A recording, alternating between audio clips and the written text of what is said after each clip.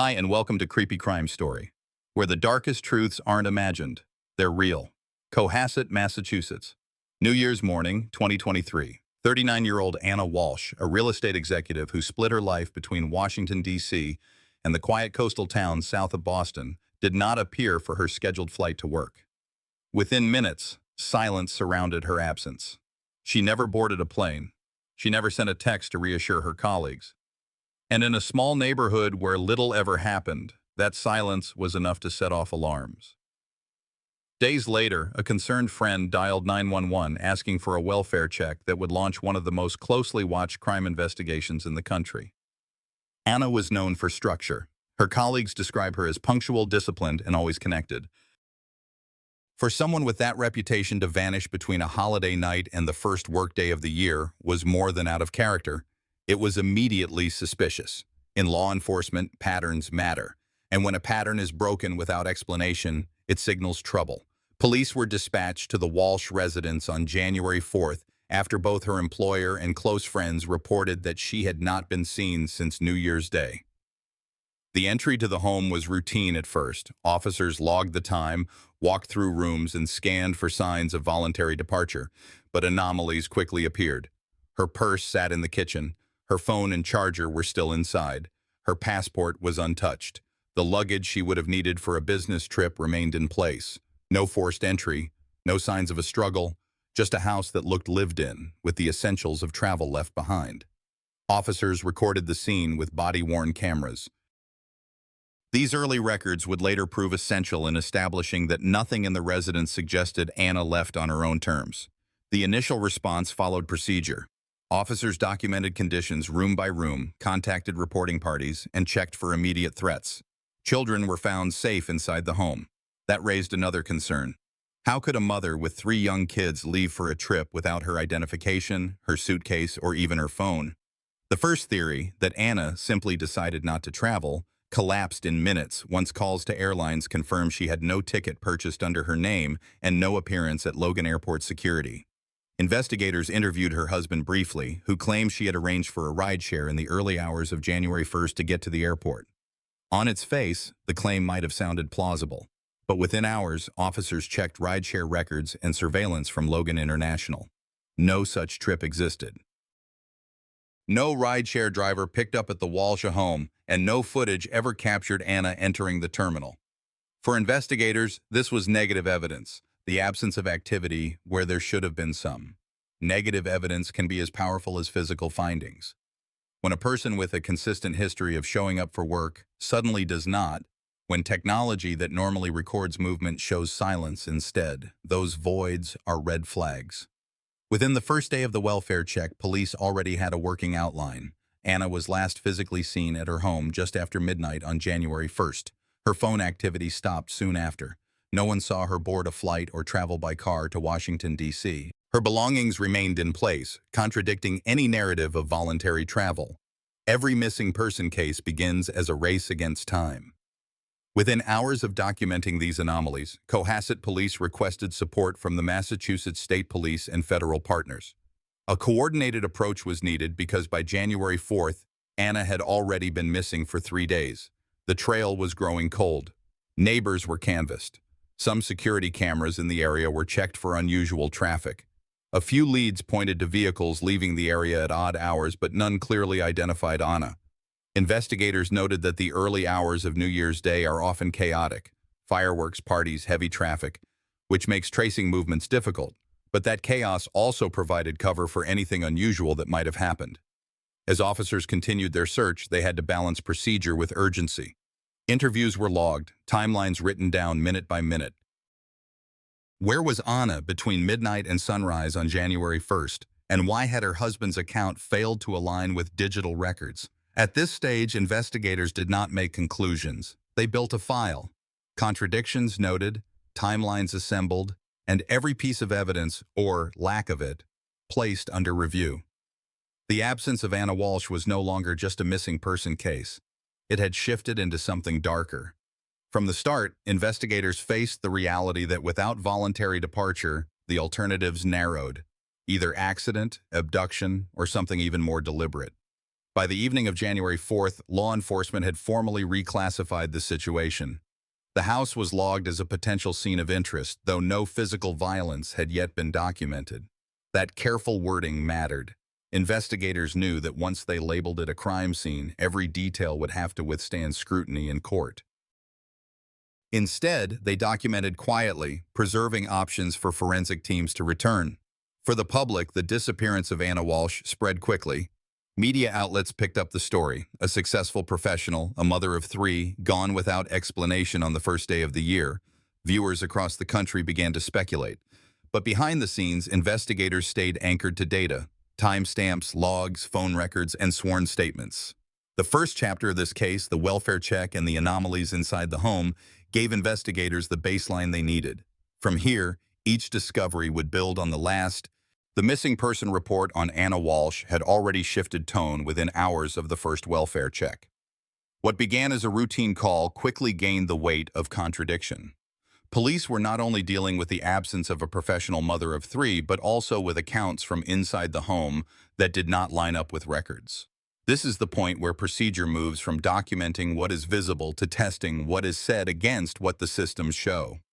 When questioned about his wife's disappearance, Anna's husband told investigators she had arranged for a rideshare to Logan Airport in the early hours of January 1st. He described her departure as hurried, a trip to D.C. for work obligations. On the surface, that explanation gave the case a plausible track. But investigators in Massachusetts are well aware of how quickly digital evidence can confirm or collapse a story. Within minutes, officers requested ride-hailing logs. None existed. The absence of a record is not in itself a crime, but it is a clear red flag. Negative evidence, the missing data where data should be, is just as powerful as blood on the floor. Anna was supposed to be at Logan. No booking appeared under her name. No surveillance camera caught her image entering the terminal. No airline manifest listed her as a passenger. In a busy holiday weekend at one of the nation's largest airports, that silence became decisive. Investigators methodically checked cell tower records tied to her phone. Her device went quiet not long after midnight on New Year's Day. No pings, no outgoing calls, no messages. The phone had been a lifeline for her work, a necessity for her travel, and a tool for her personal life. Its sudden silence in the early hours only strengthened the suspicion that Anna had not left home willingly. At the same time, officers examined traffic cameras near the Walsh's neighborhood. Vehicles moved in and out during the holiday night, but none captured Anna herself. This was another example of negative evidence. It didn't show what happened, but it eliminated possibilities. If she had taken a car to Boston, there should have been something, a timestamp, a plate number, a face on a grainy camera feed. Instead, there was nothing. The next step was to document every person who last saw or heard from her. Colleagues confirmed she was expected in Washington on January 1st. Friends reported that they had been in contact on New Year's Eve, but nothing after. Employer records confirmed her scheduled meetings. Taken together, these sources painted a simple truth. Anna was prepared to travel, but the supporting evidence of that travel never materialized. Police in Cohasset presented their findings to state investigators, building a timeline hour by hour. The husband's rideshare claim, the absence of phone activity, the lack of flight records, each piece was logged not as speculation, but as verified data. The contrast grew sharper. Statements on one side, hard system records on the other. This is the forensic layer that makes a case coherent for court. Investigators cannot rely on intuition or hearsay. They build around what can be confirmed. The systems left them with silence, and that silence carried weight. One investigator summarized it in a line that resonated through the file.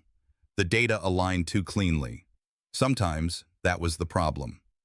For the children in the house, life on January 1st appeared routine. For police reviewing the case days later, the normalcy was misleading. How could a mother of three vanish, leaving her essentials in plain sight and her children without explanation? The contradiction is what propelled this investigation into new territory. As media coverage grew, law enforcement emphasized restraint. They did not declare the residence a crime scene at this stage, but they acknowledged the anomalies.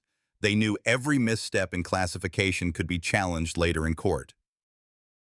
For now, the evidence sat in two categories, what the family reported and what the records disproved. The implications were heavy. Either Anna left her home under circumstances no system could track, a near impossibility in 2023, or something prevented her from ever making the journey. That is where the investigation stood as the first week of January unfolded. When investigators re-entered the Walsh residence after the first welfare check, they did not yet classify the house as a crime scene. At that point, the missing person file relied heavily on contradictions between statements and digital records. But as days passed, the absence of Anna Walsh demanded a deeper forensic-level review. Detectives knew that if the house was the last confirmed place she had been seen, it had to be examined at a higher standard. What looked routine on January 4th would soon be logged as a location of interest, carrying evidence that reshaped the investigation. The basement became the focus. Search protocols required slow, systematic sweeps, photographing, swabbing, packaging, and logging each potential anomaly. It was during this extended forensic entry that traces not visible to the eye began to emerge under chemical testing and specialized light. What at first looked like an ordinary, unfinished storage area now returned laboratory hits for human material consistent with Anna. Alongside those findings was a broken knife. Preliminary reports noted it as an item of concern. Subsequent testing elevated it to confirmed evidence. The significance of these discoveries could not be overstated. In the absence of a body, even partial biological traces carry enormous weight. Forensic analysts documented chain of custody in detail: when the knife was recovered, how it was sealed, where it was stored, and which lab technician performed each test. These steps are not just procedure, they are insurance that every piece of evidence can withstand courtroom scrutiny.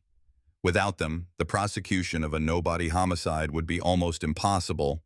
Officers also revisited the house's entry points. Doors showed no forced entry, windows were intact. Nothing suggested a stranger had broken in. This supported an emerging theory. Anna's disappearance did not involve an external abduction from the home. Whatever happened to her occurred without forced access. That distinction was crucial. It narrowed investigative focus and eliminated one class of potential suspects. In crime investigations, anomalies at a residence can often be misinterpreted. A misplaced item, a broken object, or even a smudge on a surface may have innocent explanations. That is why labs, not hunches, guide these cases. Here, lab reports changed the status of the house. Cohasset police no longer referred to it as just the Walsh home. It was now cataloged as a scene of interest, a designation that permitted expanded forensic activity and justified deeper search warrants. As evidence built, investigators balanced transparency with caution. The public narrative remained that Anna was missing. Behind closed doors, the file was gaining the hallmarks of a homicide inquiry. Yet even as investigators compiled results, they avoided premature conclusions. Cause of death remained undetermined. There was still no body. In legal terms, those facts carried weight. A missing person can still be alive. Without remains, defense arguments gain leverage. For neighbors, news of forensic activity at the Walsh residence was unsettling. Residents in Cohasset were used to quiet streets, school runs, and weekend errands. Seeing evidence vans outside a home in their neighborhood shook that sense of normalcy. And for Anna's friends, the reports confirmed what they feared. Her disappearance was not voluntary. It was, in the language of the file, suspicious and likely criminal. The basement findings also influenced search expansion.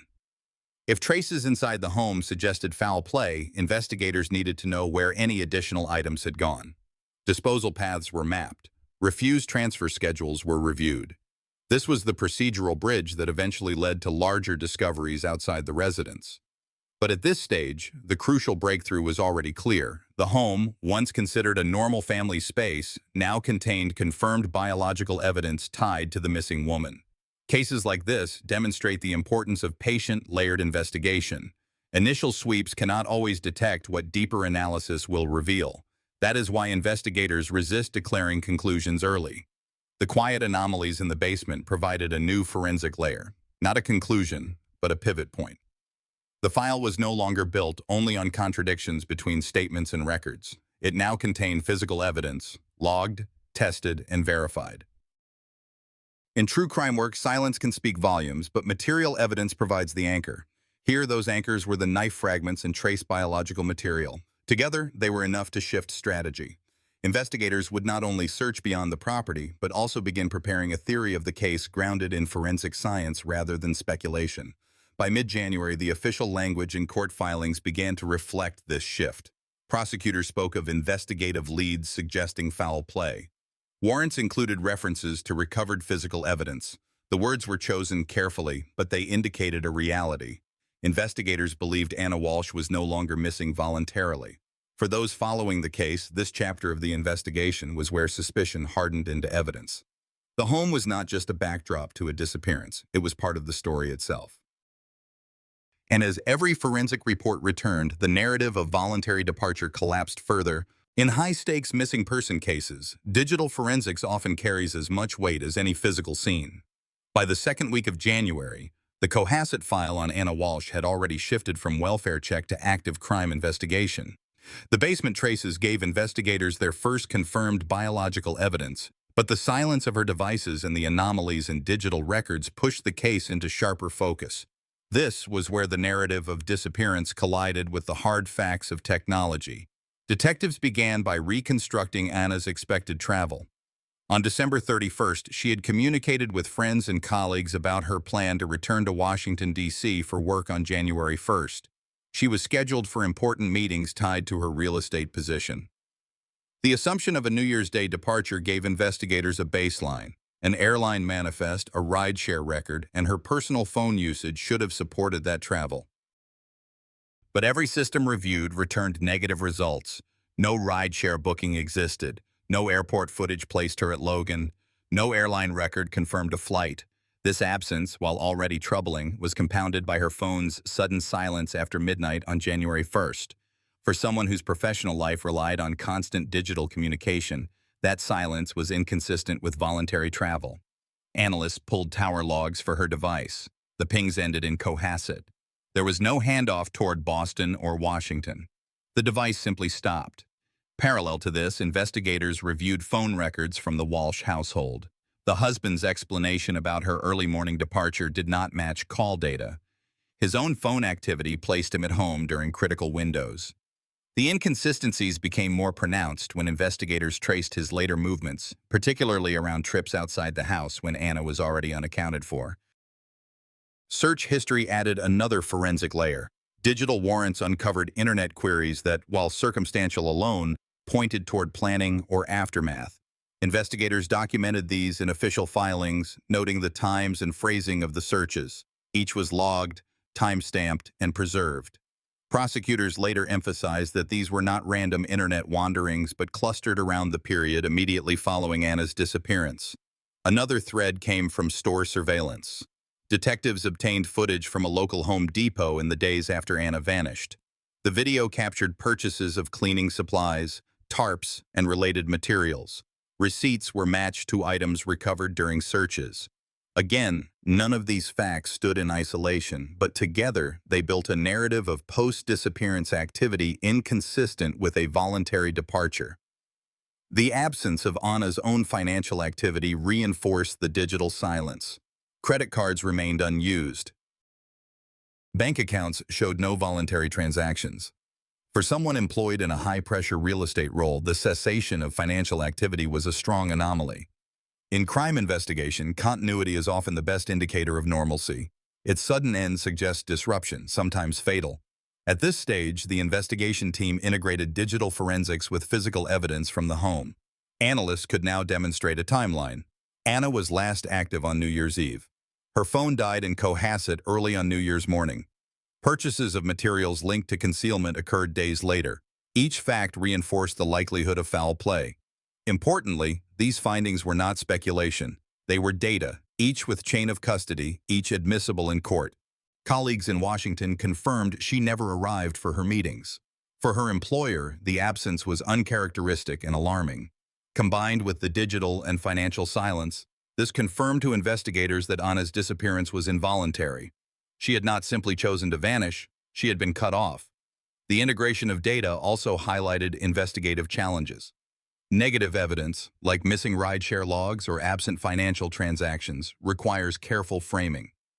Defense attorneys often argue that absence proves nothing. That is why detectives connected negative findings with positive ones: store purchases, search histories, tower logs. Together, they constructed a pattern that could withstand courtroom scrutiny. By mid-January, digital forensic reports were integrated into affidavits for extended search warrants. These reports not only justified the widening of the investigation, but also signaled the state's theory of the case. Anna was no longer considered missing of her own accord. Investigators believed she was the victim of a crime, and digital evidence would serve as one of the pillars of that claim. This phase of the investigation underscores how modern cases are built. 20 years ago, detectives relied heavily on witness accounts and physical traces. In 2023, phones, searches, and surveillance form an equally vital chain. When one piece is absent, another fills the gap. For Anna Walsh, it was the silence of her phone, the emptiness of her accounts, and the trail of searches and receipts that told the story. The human weight of these findings was not lost on the team. Every new report reduced the chance that Anna had walked away willingly. Each contradiction widened the gap between the hopeful idea of a voluntary disappearance and the grim likelihood of homicide. For her family and children, these digital breadcrumbs were more than data points. They were signals that the woman they loved had not chosen to leave them. The digital layer was the bridge from the house to the outside world.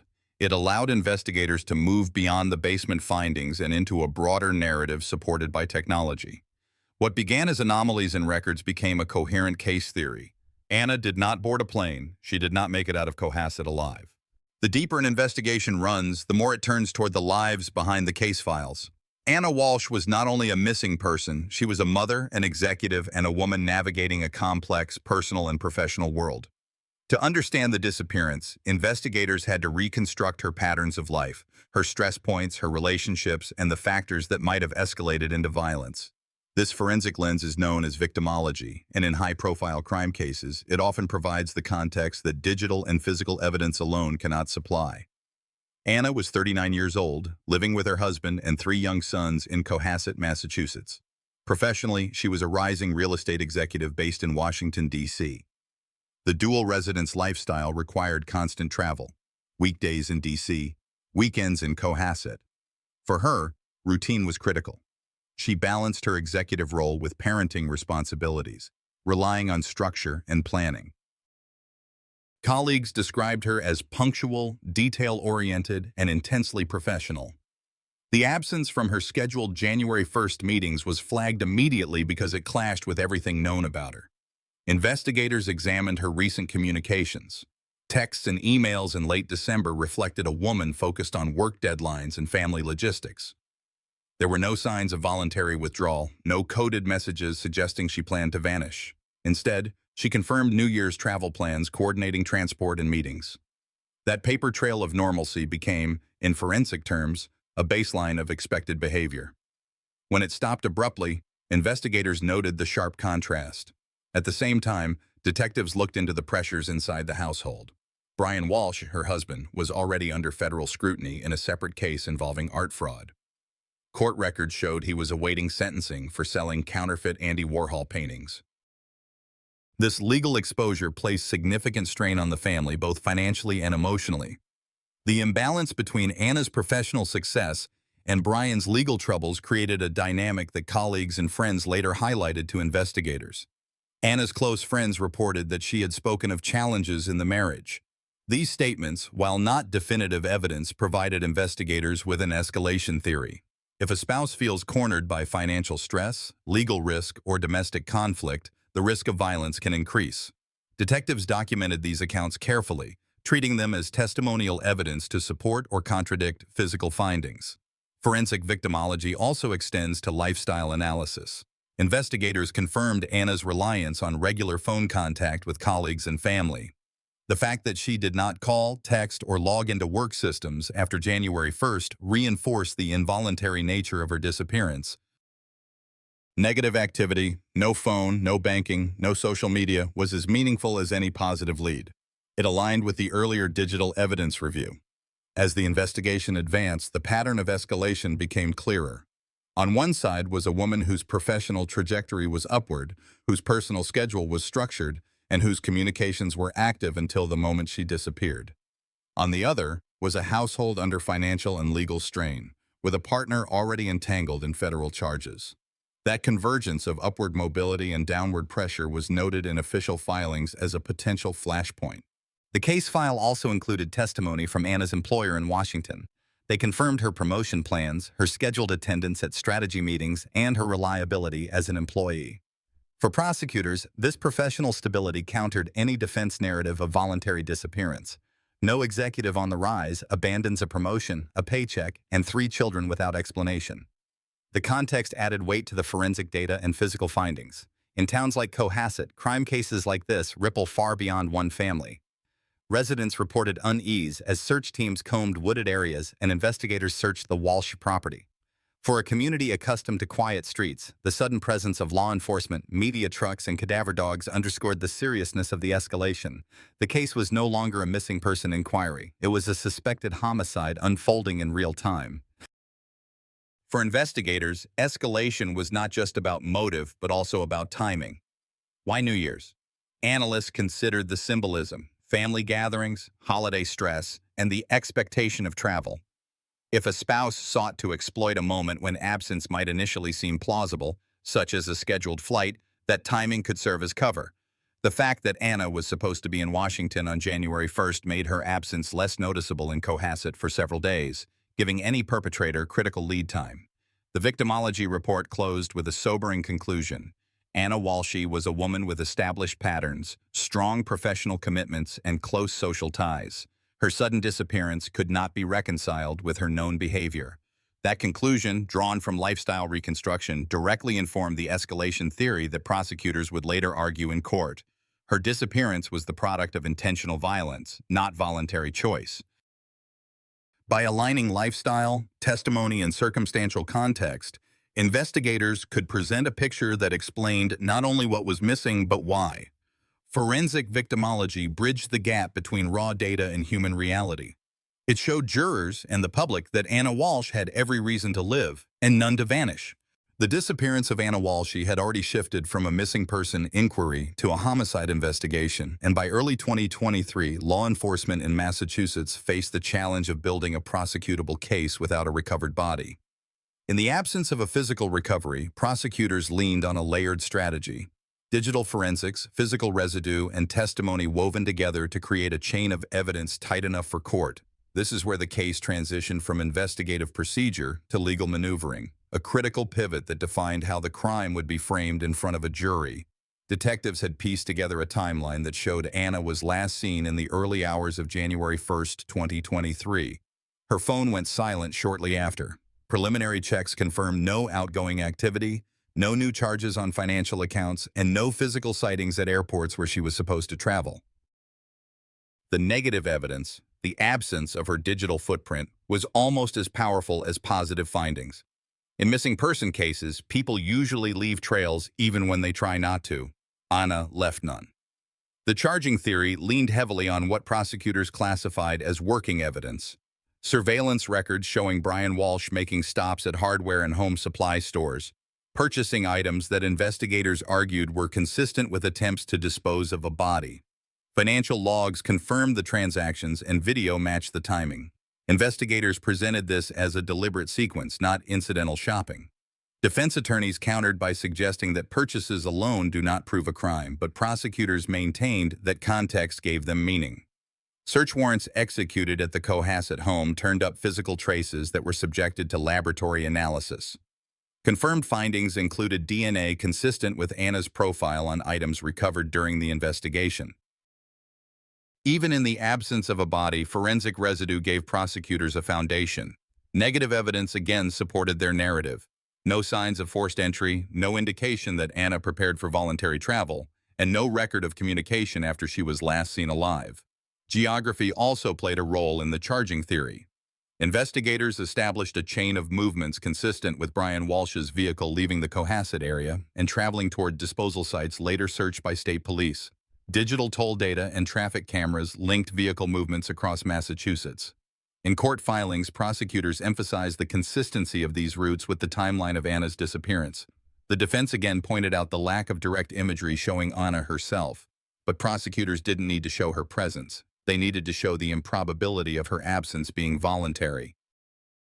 In early hearings, the court acknowledged that cause of death could not yet be determined, but prosecutors argued they did not need to prove the exact method, only that Anna Walsh was dead and that Brian Walsh was responsible. Massachusetts law allows for murder charges without a body when circumstantial evidence is compelling, and in this case, prosecutors claimed the evidence reached that standard. The defense formally entered a plea of not guilty, and a trial date was set for October 2025. The community of Cohasset and observers across the country watched the procedural buildup with intense interest. A case without a recovered body tests the limits of forensic science and jury interpretation. Prosecutors built their theory around the principle that silence, digital and physical, can be louder than testimony. Defense counsel pushed back, suggesting that gaps in evidence meant reasonable doubt should remain. The trial would ultimately hinge not on whether Anna disappeared, that much was accepted, but on whether the assembled forensic chain proved intentional killing beyond a reasonable doubt. For investigators, every court date underscored the stakes. If the evidence failed, the case risked collapse despite months of labor. If it held, it would demonstrate that even without a recovered body, modern investigative methods, digital surveillance, DNA fragments, financial logs, can still carry a case through trial. For the public, it was not just about one family or one crime, but about whether absence itself could be evidence. By mid-2025, the case of Anna Walsh had left Cohasset's quiet streets and entered the spotlight of the Massachusetts courts. What began as a missing person call was now a homicide trial in waiting. Brian Walsh faced charges of murder and obstruction, yet he continued to plead not guilty. With no body recovered, the case depended heavily on digital trails, surveillance footage, and testimony. Circumstantial, but substantial. Prosecutors built their strategy around absence. No phone activity from Anna after New Year's morning, no confirmed travel records, no sightings outside Massachusetts. They argued the void itself was proof. The defense countered that suspicion was not evidence, stressing the lack of a body, a weapon, or direct witnesses. Their approach was to cast reasonable doubt at every turn. Media coverage amplified each move. From Boston to Washington, Anna's biography was revisited, her career in real estate, her ties to D.C., her role as a mother. Public pressure was high, but inside the courtroom, the rules were clear. Evidence, not headlines, would drive the verdict. Jury selection loomed as one of the most delicate tasks, with candidates screened for bias in a case that had already captured national attention. The months before trial became a contest of narratives, the state's portrayal of a planned crime built on anomalies versus the defense's framing of gaps and unanswered questions. For Anna's family, the process was less about legal theory and more about resolution, an acknowledgement that she was gone, even without remains returned. By late summer, both sides had refined their opening statements. October 2025 was set as the moment when a jury would hear the evidence in full. And with that, the stage was ready for a trial that promised to test not just the strength of the case, but the boundaries of justice in a no-body prosecution. In Massachusetts, high-profile trials often become a mirror for the entire system. By the time prosecutors confirmed charges against Brian Walsh, the case had moved beyond a missing person investigation. It had become a courtroom narrative waiting to unfold, with each piece of evidence collected during those first chaotic weeks now set to be tested under the glare of cross-examination. In the pretrial hearings, prosecutors outlined the theory of their case with clinical precision. They pointed to surveillance records, digital searches, and the inconsistencies in Walsh's statements to investigators. They argued that the absence of Anna Walsh's body did not erase the weight of circumstantial and forensic evidence. In American courts, the absence of a body does not necessarily prevent a conviction. Jurors are instructed to weigh whether the evidence taken together leaves no reasonable doubt. That, prosecutors insisted, is the position here. The defense, in turn, adopted a straightforward position. No body, no definitive cause of death, and no conclusive timeline that can tie the accused directly to the alleged act. They reminded the court that Brian Walsh entered a plea of not guilty and maintained it. Without a recovered body, without a medical examiner's final word, the defense suggested that prosecutors were asking jurors to accept gaps as proof. It is here that the trial process in the United States carries both its weight and its humanity.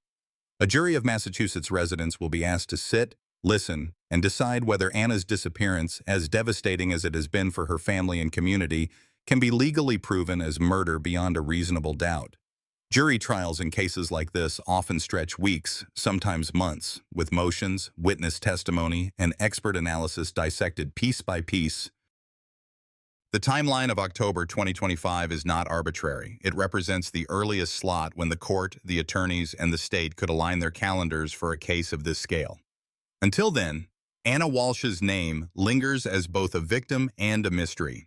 Her colleagues in Washington, D.C. have spoken of her energy and drive, describing her as a professional who built careers while managing her own. Friends in Cohasset recall her as a mother of three, balancing responsibility and ambition. That portrait stands in stark contrast to the sterile setting of a courtroom file, where her presence is reduced to victim and her absence is treated as exhibit. Forensic evidence collected earlier in the case, digital logs, cell records, receipts, and testimony about suspicious activity will form the backbone of the prosecution's presentation. The defense will challenge each point, questioning reliability, chain of custody, and whether ordinary data can be interpreted in more than one way. These are not abstract questions. They form the heart of American criminal trials. If a juror sees ambiguity, that is the seed of reasonable doubt. It is also a moment for reflection on how modern crime investigations intersect with technology. In earlier decades, missing person cases relied heavily on physical searches and witness statements. In Anna Walsh's case, the digital footprint, the lack of phone activity, the search queries flagged by investigators, the electronic records of purchases became central. This is where technology becomes both an ally and a battleground. Every record can be scrutinized, every log contested. What remains undisputed is the human cost. 3 children are left without their mother and without clarity on what happened. Communities in Cohasset and Washington, D.C. have carried her memory forward with vigils and statements of support. For them, the courtroom is not only about evidence, but about whether the system can provide a path to truth. The presiding judge has issued standing orders to keep the trial on track and prevent unnecessary delay. Jury selection alone is expected to draw significant attention, as both sides look for individuals capable of weighing circumstantial evidence in a balanced way. In trials with no recovered body, the credibility of expert witnesses, digital analysts, forensic scientists, behavioral experts, often carries more weight than in standard homicide cases. This is the stage where a true crime story intersects with the larger question of justice. The state insists it has enough. The defense insists there is too much doubt. For the audience watching, for the community grieving, and for the children growing up with uncertainty, the trial represents both a reckoning and a reminder. In the United States, guilt is never assumed. It must be proven. As of now, there is no final verdict. There is no official declaration of how Anna Walsh's life ended, or even confirmation of where it did. That is what makes this case both haunting and unresolved. It is a story paused at the threshold of the courtroom, waiting for jurors to write the next chapter, not with speculation, but with deliberation. As I close this case, I'm reminded that true crime is never just about the evidence. It's about the lives left behind, the families carrying unanswered questions, and the communities learning how fragile trust can be. Stories like Anna Walsh's remind us to value honesty, accountability, and the connections we too often take for granted. What do you think this case teaches us about justice in America today? I'd love to hear your perspective. Leave a comment, share where you're watching from, and if this story moved you, please subscribe to the channel so we can keep uncovering the truth together.